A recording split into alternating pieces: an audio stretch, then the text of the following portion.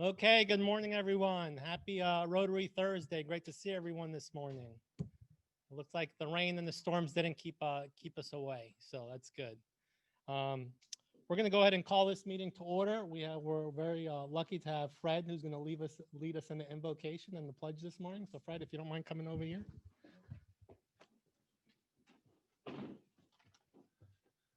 Good morning.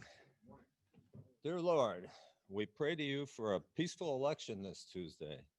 Lord, we pray for a vaccine that will help alleviate the physical, mental, and economic suffering that plagues our nation and beyond.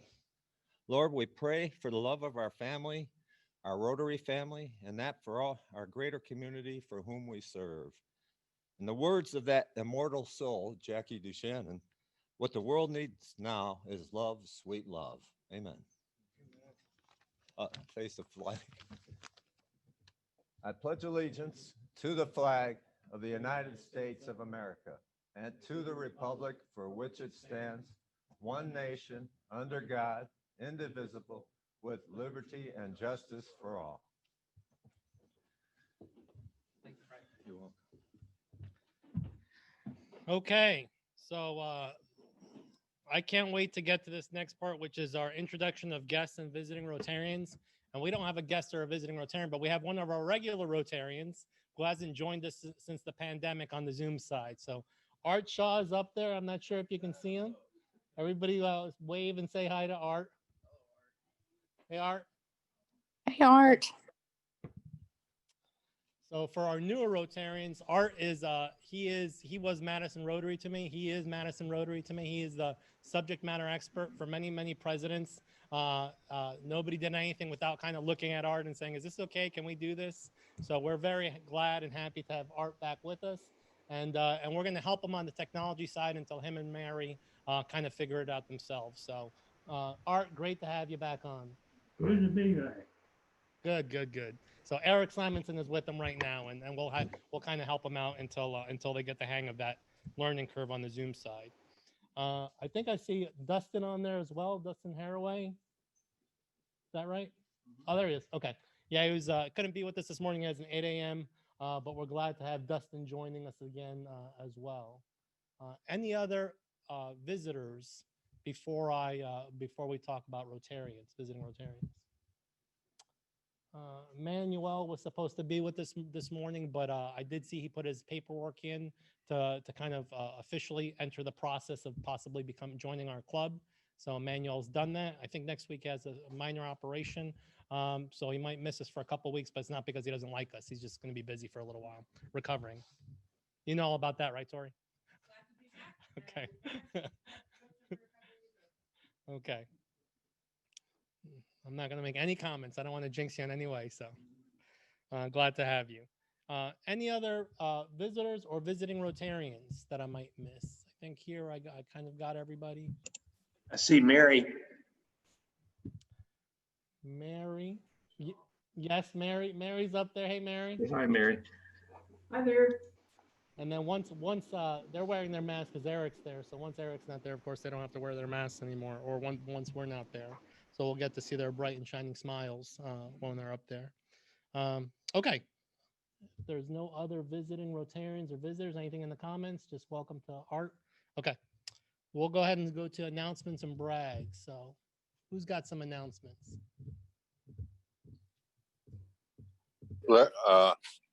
Next month is the start of Foundation Month. So I want to thank everybody. Start thinking about making contributions to the foundation, International Foundation. It does a lot of good in the world, and we shouldn't be forgetting it. Okay, thank you, Bill. And I'll talk to you about maybe doing something a little bit more comprehensive on the foundation. I think that's one of our district governor's goals for this year, was to make sure we share enough information about the foundation so Rotarians know exactly what they're giving to, and if they're not giving, why they should give. So I'll talk to you, Bill, about that stuff.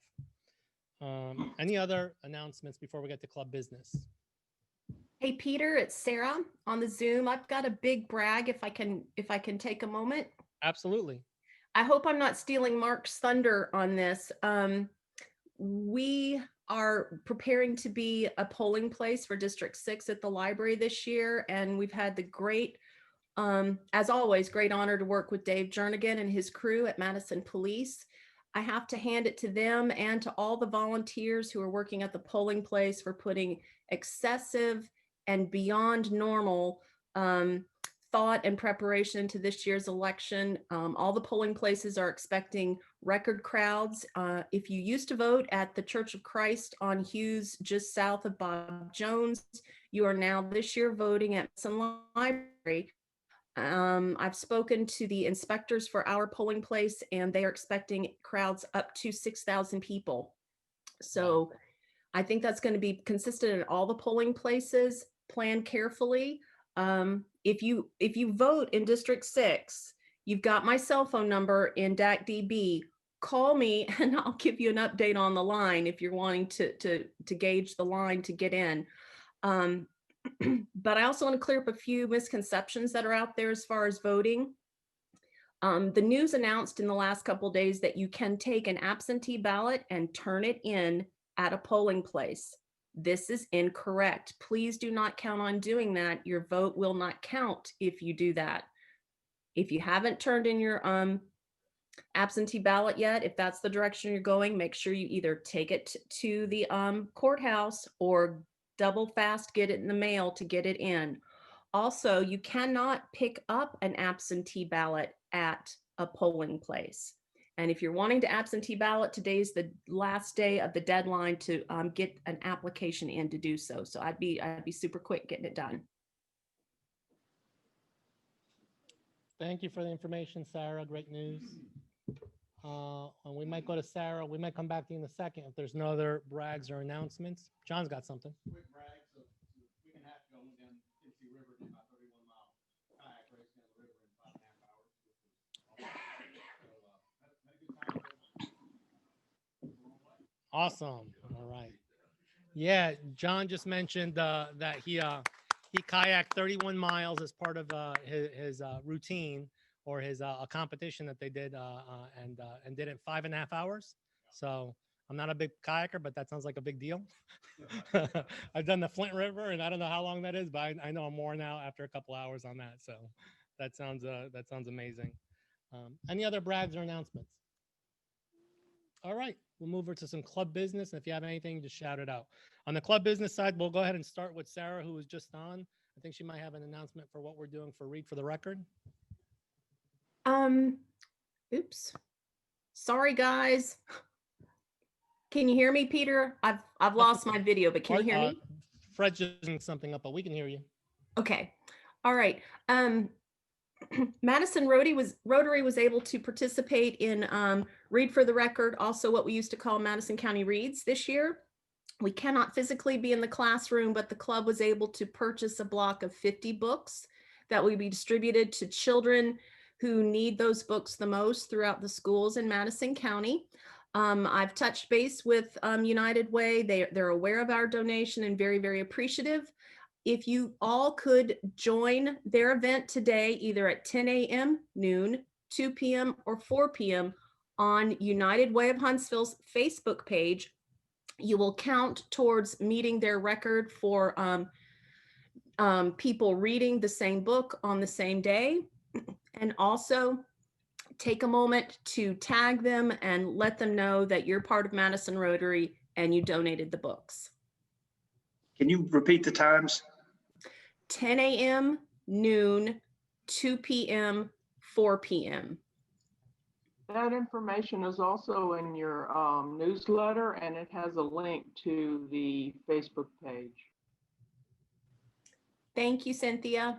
Sarah, does it count if we go multiple times? As far as I understand, yes. Okay, so our club purchased 50 books. I think we got cut off for a second, but we purchased 50 books for United Way through community.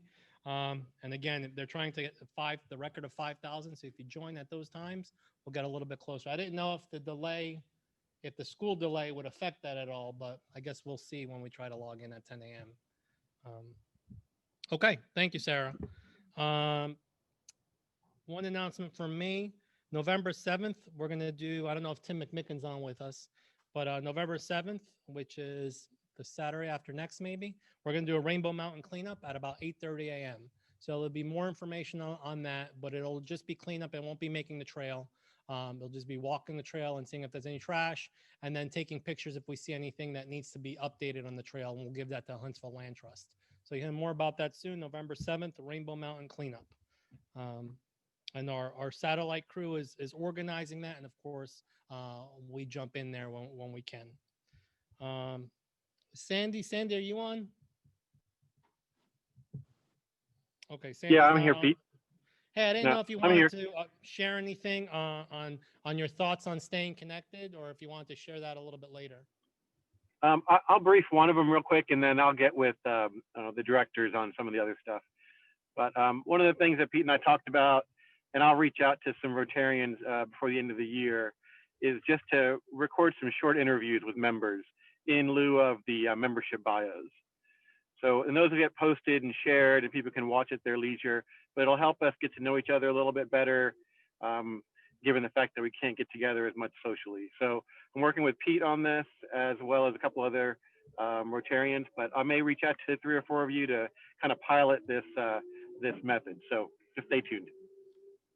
Thank you, Sandy. And so yeah, Sandy always comes up with great ideas, and he was thinking of this podcast type idea, short interviews with us Rotarians, and we can kind of keep those for posterity, maybe put them on our YouTube channel if we don't disclose anything that's too embarrassing.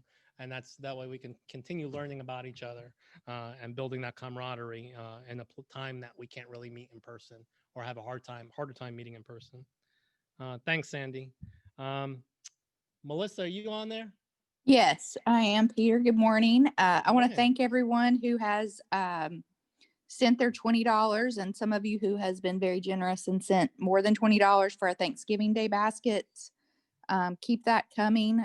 You can bring the cash by the bank. I've had a couple people drop off cash by my at Bancorp South on Highway 72, or you're welcome to Venmo me. I will send out more information a little bit closer to time on the date and time that we will be assembling the Thanksgiving Day baskets. And again, this year we're doing 30 baskets, 30 with Madison Elementary, 10 with Madison Elementary, 10 with West Madison, and 10 with still serving veterans. Awesome. Thank you so much, Melissa. If anybody has any questions about the Thanksgiving Day baskets, they could ask me, they could ask Melissa, they can ask the longtime Rotarians here. But that's a great initiative we do every year, I think for the past 19 years. When I mentioned it at the district level, they really liked that thought of what we're doing. And I saw a couple of them taking notes. So it's just a nice thing we do for families that maybe can't experience it the way we do sometimes at our house. So, okay. Any other club business that I might have missed before we move over to our slides? All right. So we're going to do the Parrots debrief today. I know we're excited to hear about how it went and maybe some thoughts about lessons learned and what Parrots might look like next year. So we'll go on, and John Possel and Tom Florence, who are our chair and co-chair, are going to go over that. Art, if you don't mind going to the next slide. But before we get to that, we got very lucky to get Decatur Daybreak had the Rotary International president, because of course that's where Mark Maloney, that's his club, and he's rotating off. So Holger joined us at the Decatur Daybreak Club. There was probably close to 50 Rotarians on there, maybe a little bit less yesterday morning. So a couple of our club members were on there. It was I've been in Rotary for 12 years. I've never had this kind of access to a Rotary International president. So that was super cool. He joined us from Germany. I'm not sure what time it was in Germany. Most of the wives, or Mark's wife was on there, of course, Day. And Holger mentioned that his wife couldn't join us yesterday because she was getting her hair done. So I don't know what time it was. It was 7 a.m. for us. And then he elaborated that she's getting her hair done because they're about to go on another lockdown, and they knew it, and she wanted to get her hair done before they. And I think I heard this morning that they did go on the lockdown. So this is it was a reminder that this isn't just us over here; it's the entire world that's going through what we're going through right now. So a couple of comments that Holger mentioned, and then if any other Rotarians that joined us, I know Dennis was on there, Cynthia was on there. Margie Phillips was on there. I'm probably missing a couple people, and maybe somebody will correct me. But I was glad to see a couple of us on there yesterday. So a couple of things he mentioned is It's so important for us to keep these meetings going, even virtually, for Rotary and the things we do. So I just want to encourage all the clubs to continue doing exactly what we're doing. So thanks to Larry's leadership, and we picked that ball up, as soon as the pandemic hit, and we've been meeting ever since then. So his district even purchased Zoom licenses for all the clubs. So just to give no excuses. So that's just something. Maybe our district governor was on there yesterday as well. So maybe as this continues, maybe that's something the district will consider. This year, the club purchased the Zoom license. So we purchased that for the club.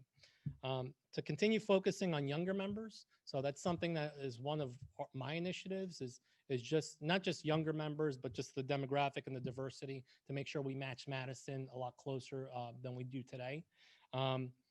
He said, although there's no wrong age to become a Rotarian, we do want to make sure that we are bringing in younger. He doesn't believe in these age limits, like under 40 be in this club and over 40 goes, whatever age you are, just join Rotary. His dream at the end of his year is more women in Rotary. I think he said either in Germany or maybe his district, it's only 11% women Rotarians. So he said that he felt that, a little guilty considering he's a Rotary International president. Rotary is going in the right direction. I think there's a woman on deck to be a Rotary International president for the first time ever in 2022, 2023. So that's a step in the right direction for Rotary. And again, just his dream is more women Rotarians, which we're about 40% women maybe in the club. But Madison is 51% women in Madison. So we're trying to increase the number of women we have in the club just to match the community a little bit better. And of course, to have younger members in Rotary. So those are his two big things that he wants by the end of his year.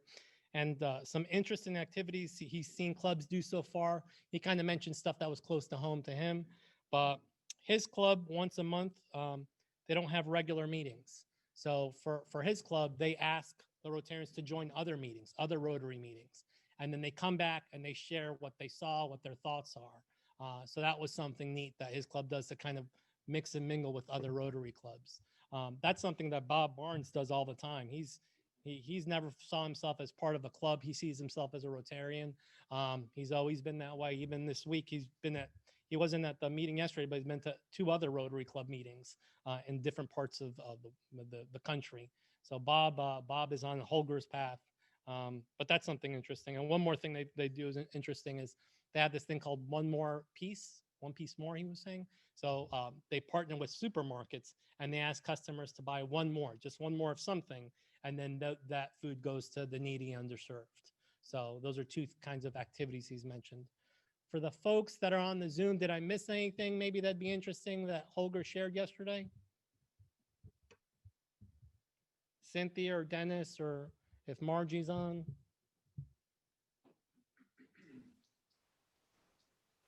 I think. Go ahead, Dennis. I think you covered it pretty well, Peter. Okay. Cynthia, anything? He just indicated that he had membership concerns for our future and inclusion. Pretty much what you said. The only other thing that I noticed was he did say that the leadership issue about what we offer members and how to encourage them into our into service. Thank you. It was encouraging and it was fun. He seems like a fun president. So I was glad to, Pat and Roger were also on there before I get in trouble from Pat and Roger. So they were on there as well. Okay. If you don't mind moving on to the next slide. So we have some birthdays today. So Tom is joining us this morning. It's Tom's birthday today. So happy birthday, Tom. Your birthday present you get to present to the club. We have Mrs. Lemieux, Marietta. It's her birthday tomorrow, so congratulations, Marietta, from Tom Lemieux, is better half there. We got some anniversaries coming up. Bill Holtzclaw will be with us 4 years on the 3rd of November. So congratulations, Bill, if you're on with us on your 4 years with the club. Time flies when you're having fun, and we have no wedding anniversaries this week. So I think there's something coming up next week. All right. we'll go ahead and move on to what's on the horizon for our club. We got Parrots wrap up today. The Sunset Crew is not having a meeting on the 3rd. If you were planning to join them, instead, in lieu of that, they're going to do the Rainbow Mountain cleanup. So that's where they're going to put their efforts, and of course, we'll be glad to join them. On the 5th, Mayor Finley will be with us to give us an update. We have a board of directors meeting on the 10th. Monarch Butterfly migration update or information on that. And then a couple of other things. Notable, November 26th, there's no meeting, so you can mark that on your calendars or remove it from your calendars, depending on if that's on there already. Of course, it's Happy Thanksgiving for all of us. So, yes, sir. Peter, you might want to mention there's some email dialogue about done in a day at the Children's Garden on the 21st of November. Yes, that slipped my mind. November 21st, was that the date? November 21st. I'll put that on the calendar. We'll make sure that gets in the newsletter.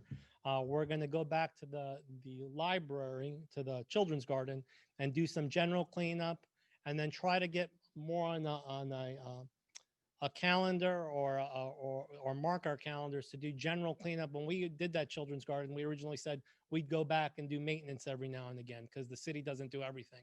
So we're just going to make sure that doesn't. Al was kind enough to go over there, talk to Sarah, and see what needs to be done. So we're just going to try to schedule that a little bit better than we did this past year. So November 21st, done in the day at the Children's Garden. We'll be pulling weeds, so get ready. And doing some other things there, just making sure it looks pretty. Okay, that's all I have. I'm going to go ahead and ask John if you want to switch that over, Fred. John Possel and Tom to come up here and give us an update on Parrots. Of course, we know Parrots this year was an interesting year. It was kind of launched, I wouldn't say last minute, but there's a lot of discussion on whether we should have it or not, what it might look like. We have Larry in the room. I'm be honest with you. I want to say big wuss, but I'm not going to say that. I've told Larry I'm risk adverse. So had it been me, I don't know if we would have had a Parrots this year. And luckily it wasn't me.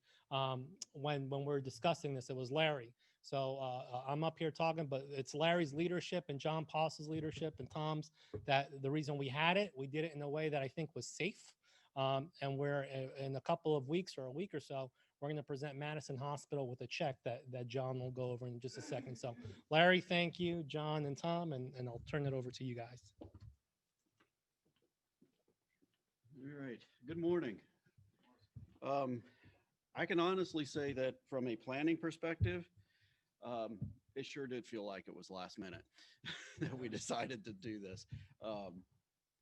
We really pulled this together, and we being the club and the leads that helped me out, and they did an amazing job.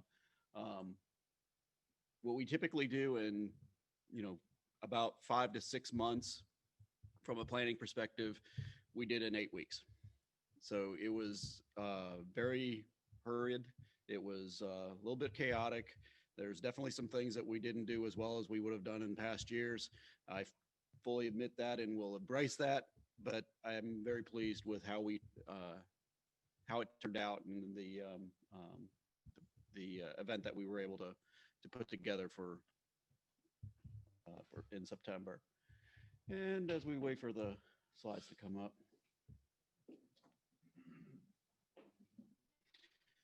All right. This year's Parrots was on the 12th of September, a little bit later than we normally do. From a weather perspective, it was very nice. It was a little bit cooler than it normally is, and we had it at a different venue with the Toyota field at with the Trash Pandas, and that worked out very, very well from a standpoint of we did get rain, and we did not really have to worry about it. As luck would have it, it rained during the band's break. It stopped when they were done with their break, and everybody just kind of not even noticed it rained. So it worked out very well for us. Tom was my co-chair this year, and Tom, thank you. He did a great job really helping us out and pulling this off. And he's got the joy of next year, if he accepts to do this, to lead us in much better directions as we go forward on Parrots. Good, next slide. All right. Tickets sold, we only sold 116 tickets, and I'll get in a little bit some of the PR on that, but the ticket sales were definitely challenging just doing online. We missed the ability to, hand out tickets to, see friends, get tickets that way. That was definitely an impact to us.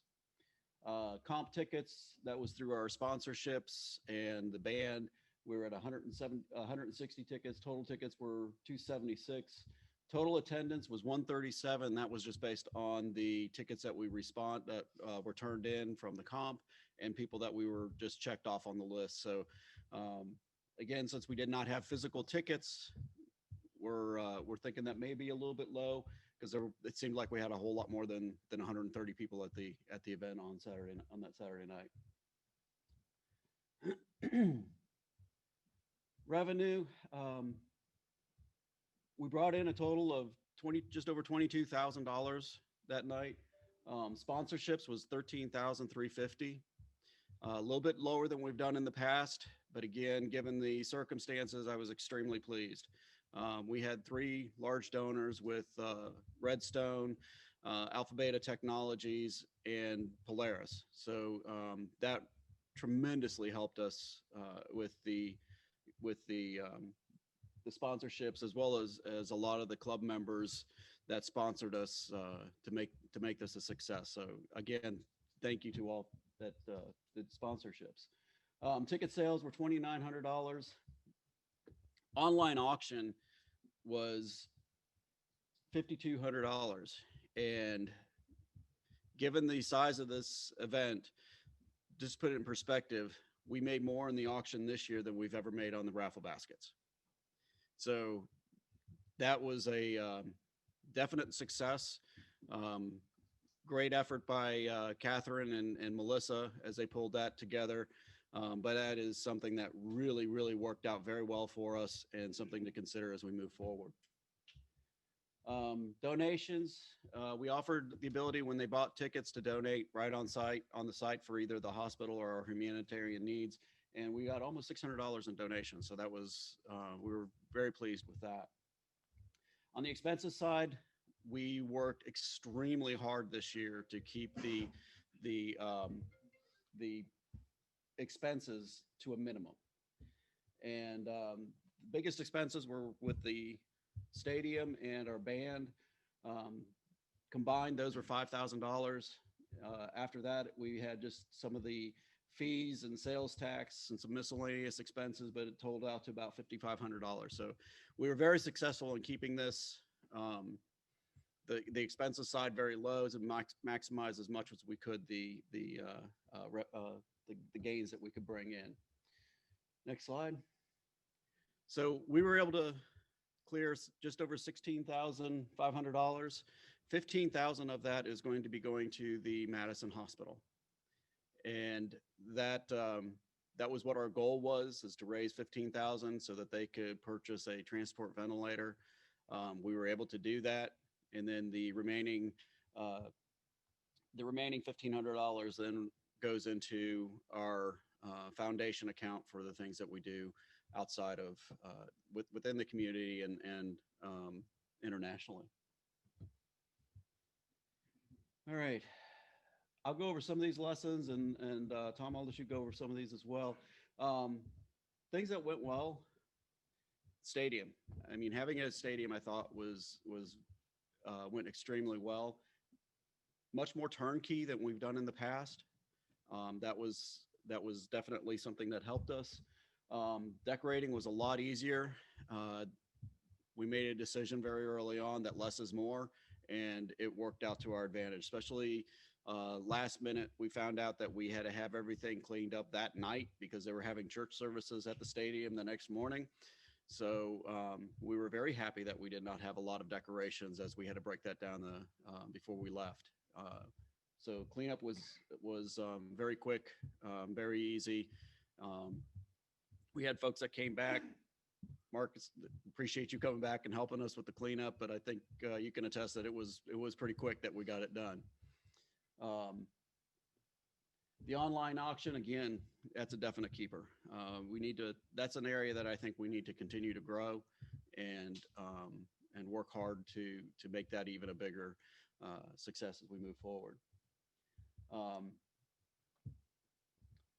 Start planning next year event early. I would say, we've got to really start thinking about what do we want to do from Parrots in December so that we can basically hit the ground running in January. If we want to get the larger sponsors, if we want to get companies involved, if we want to get the auction items, we've got to really start much earlier than we do. To that end, we need to really decide what is it that we want to do from a standpoint of what do we want to benefit when we say we're going to do something like Parrots. One of the great things that this year we had was something local that we were raising money for. And Larry, that was a great idea to state that we were going to go, raise money for the hospital. But it gave a lot of the community something to say, hey, I understand that need. And they were willing to really participate and help us in that area. That's something I think we ought to continue, but we need to be able to be very concrete in what it is that we're going to do. So, we have relationships with K-Tech, we have relationships with other organizations within Madison that we can target as a maybe not the full revenue of the event, but at least designate a portion of the proceeds or a set amount or something that is strictly for the community, that the community can wrap their arms around and understand and say that, yes, that's something we helped with.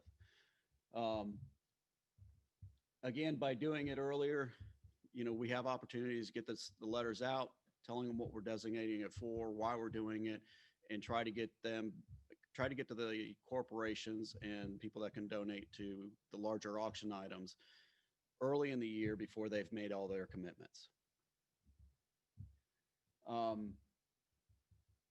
Things that we need to think about is what do we want to do with Parrots going forward? Having it at the stadium provides us a lot of opportunities.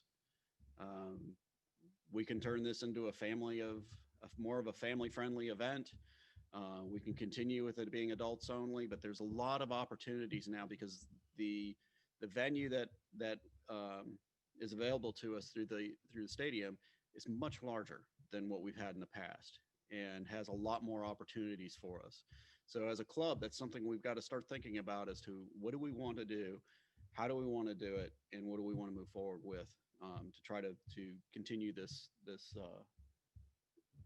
our premier type fundraiser like this. All right, I already mentioned the lack of personal ticket sales. That definitely hurt.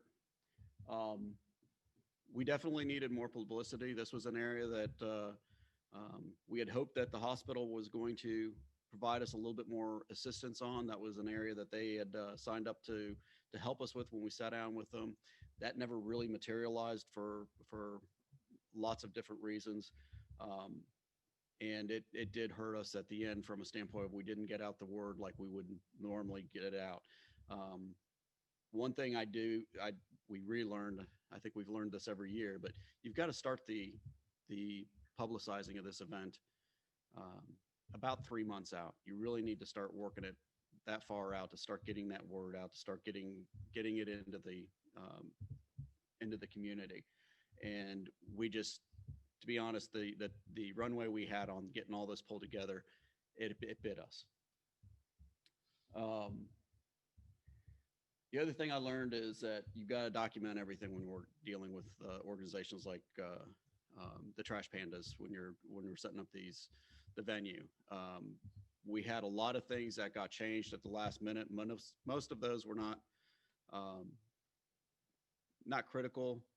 Most of them were in the background, but it certainly brought home the fact to me that you've got to document everything. I documented pretty much everything that we had on agreements. Some of the smaller things I didn't catch, and those were the things that changed on us occasionally. But again, it was nothing that was detrimental to the overall event, but it was just one of those annoyances that I had to deal with that I really shouldn't have had to. So, but beyond that, it was working with them was really good.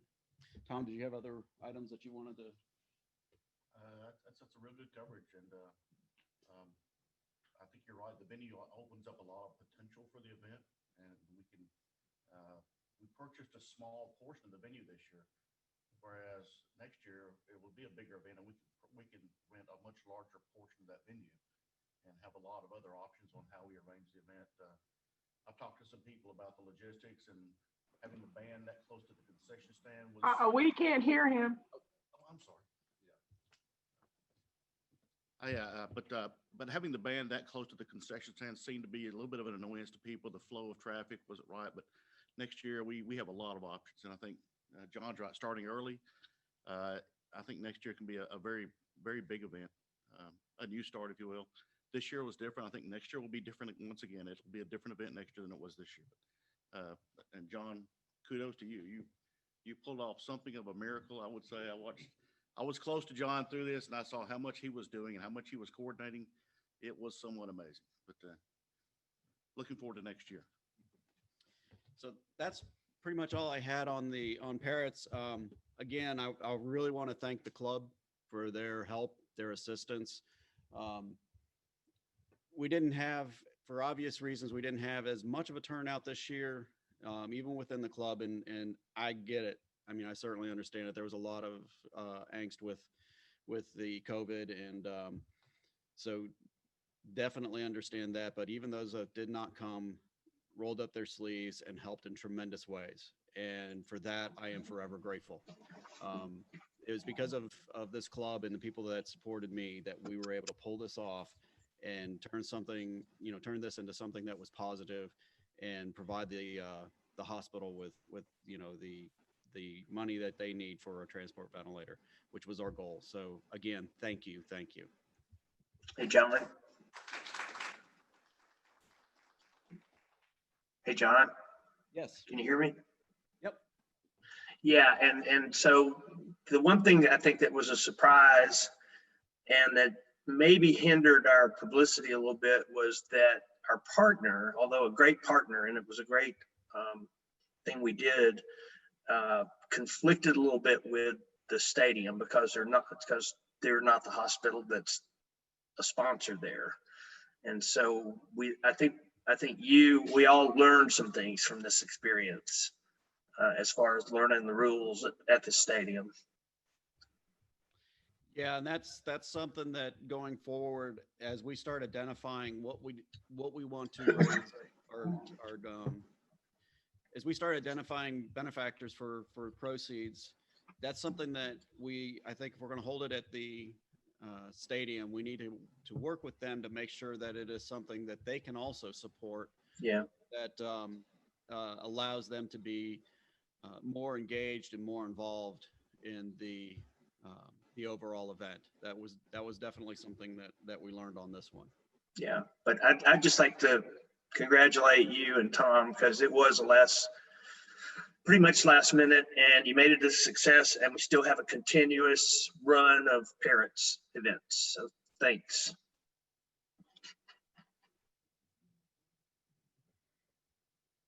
All right. Any other questions? One of the things that you might want to consider is keeping it in September if you're going to use the Toyota Field, because if minor leagues get to play next year, they'll play up through August 31st or through Labor Day. Yeah, that was one of the lessons I had on my slide. I just didn't cover it, and I probably should have, but there was definite advantages to having it in September. I know it conflicts with football. This year it didn't conflict quite as much because football hadn't really gotten started that much when we started on September 12th.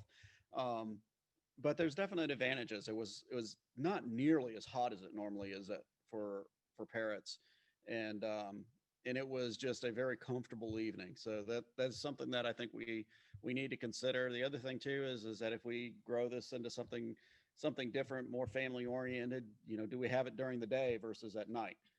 Those are the things that I think we can start considering, with a venue change and different opportunities. But yeah, you're absolutely right. There was definite benefits to having it in the fall versus right at the end of summer.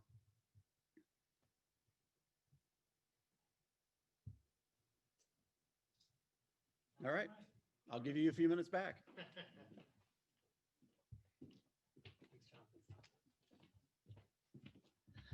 All right, thank you, gents. I think we're going to end a little bit early. So, for as far as Parrots' thoughts and ideas are concerned, I know we're putting the strategic plan together. John, does the strategic plan touch on Parrots at all? Touch on this fundraiser? It does. Okay. So really, I think in the strategic plan, that's the biggest part of the club. Sorry about that. Before Cynthia tells us she can't hear.